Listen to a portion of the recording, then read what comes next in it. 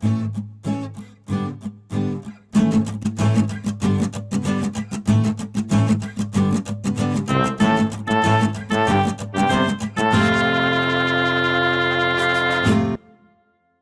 everyone, Jensen here with yet again another ToonHeadz video. This video is going to be about learning the decisions you would make for deciding the mass for a head shape. So we'll call it finding the mass. Finding the mass in someone's head shape is a great way to figure out how to exaggerate that head shape. And actually, this is one of the first things that I do when I look at my subject. It's very important to exaggerate the head shape accurately, because out of all the features to complete a great likeness, the head shape is really an important one. A good way of deciding the mass of a head shape is taking a look at the person's eyeline. From there, you can really distinguish what has more mass, top half or bottom half. So in order to do this, you have to imagine a line going straight through where the eyes sit on your subject's face. This line will help you determine the halfway portion of the face. This way you can easily distinguish what has more mass, top half or bottom half. So let's do a quick demonstration of our subject right here. So taking a look at our subject, we're going to draw a line that goes straight through where their eyes sit. I don't know why I had to do that sound effect, but it worked.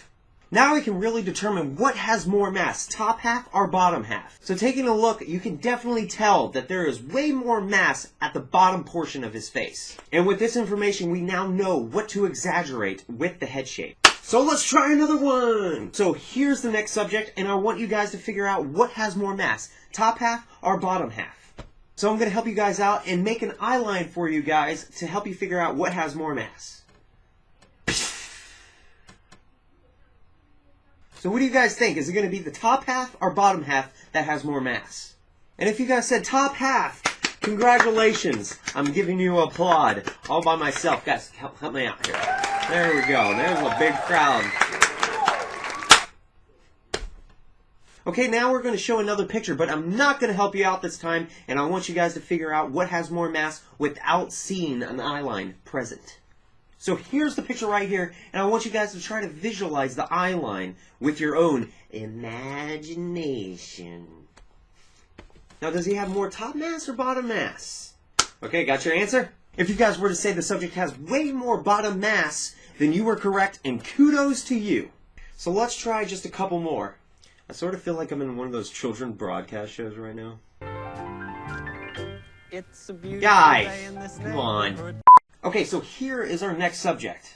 Some subjects might have materials on their face to confuse you of their head shape. Or in this case, they might just help you out. In this case, the glasses can benefit you by giving your perception the guideline of the middle of the face. This can really help you determine the mass of the head shape a little bit easier. So if you were to say she has way more bottom mass, congratulations! We found another paw print. I still feel like I'm in a kid's network right now. Okay, so let's try one more. So here is the picture of this lovely, gorgeous man. Now, like I mentioned to you earlier, there are things to confuse you on the head shape. This beard is one of them. Beards can sometimes misshape your perception of the mass of the head shape. Very bushy beards can give you the sense that there's an anchor holding the head down. Ow. While light beards can make you feel like they're just gonna float away. So in this case, try not to pay too much attention to where the beard ends, but where the chin begins. What side do you feel like has more mass, the top or the bottom? Top, bottom, top, bottom, top, bottom. Yeah, that's it. If you were to say the top half, congratulations, you have won. I don't know. I don't have anything. Okay, so with this idea, you can really determine the way you can exaggerate the head shape on each subject. So to do this, you really need to think about the head as a balloon. And not a deflated balloon, a blown up balloon. So let me blow this up real quick. Really bad at tying balloons. I'm so bad at balloons.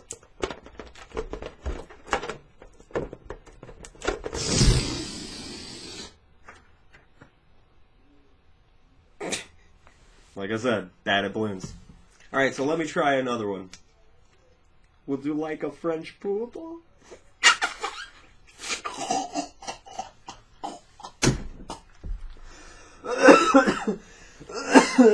Why am I having such hard trouble? Alright, I'm gonna try to tie this one better. You people do this. Take 23 on a balloon.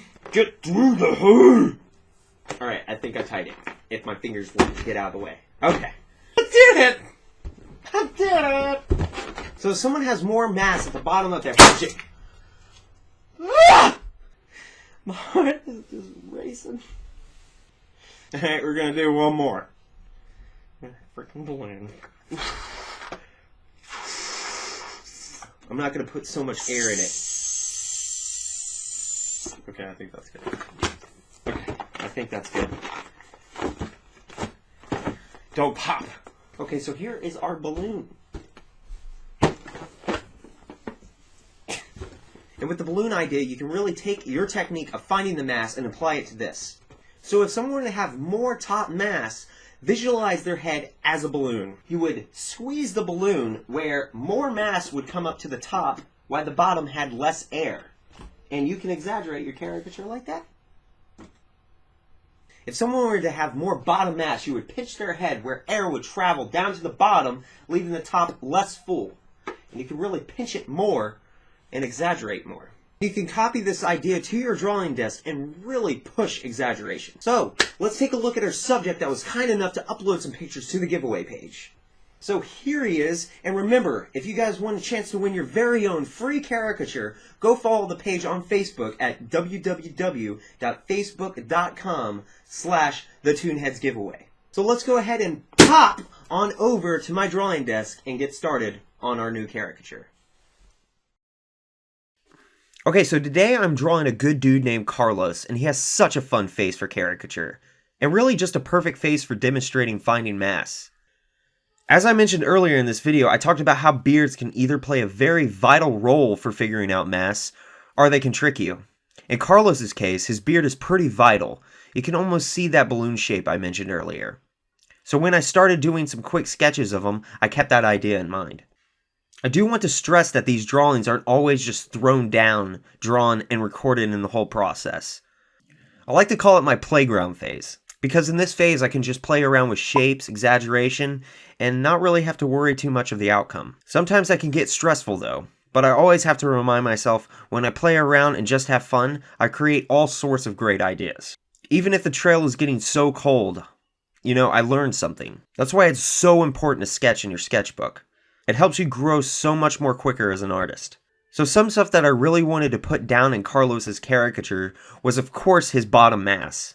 But I also noticed the direction his nose flows. To be totally honest, I never really ran into a nose like his before. It sweeps down almost if it was trying to merge out of his face. But yet the apex just sort of swoops down and around towards his septum. It's very unique and really fun to draw.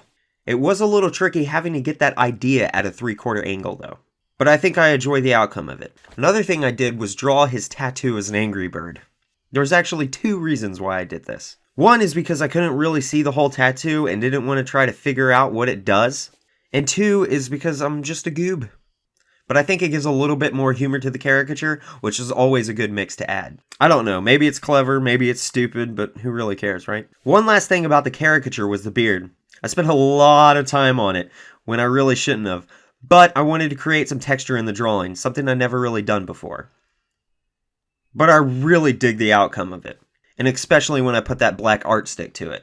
So I was a little delayed in uploading the video because this month has been crazy, and it's still going.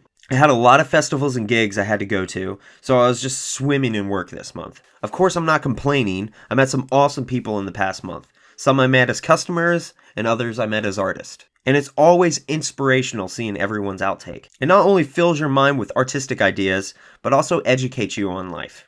I think everyone's opinion is always inspirational. Even when I don't agree with it sometimes, but you're taught something by it. That's why it saddens me so much when people are so dismissive or ignorant when it comes to other people's outlooks. But that goes to say I do feel like there are some things that you should be dismissive about. But I think you should only be dismissive about an idea when you know that idea fully. But I'm getting off track here with my own personal outlook. What I'm really trying to say is the world has so many voices and you can really benefit from that, even artistically. You have to remember there's always someone out there better than you, worse than you, wiser than you, and even dumber than you, but for some odd reason that makes you special, along with everyone else.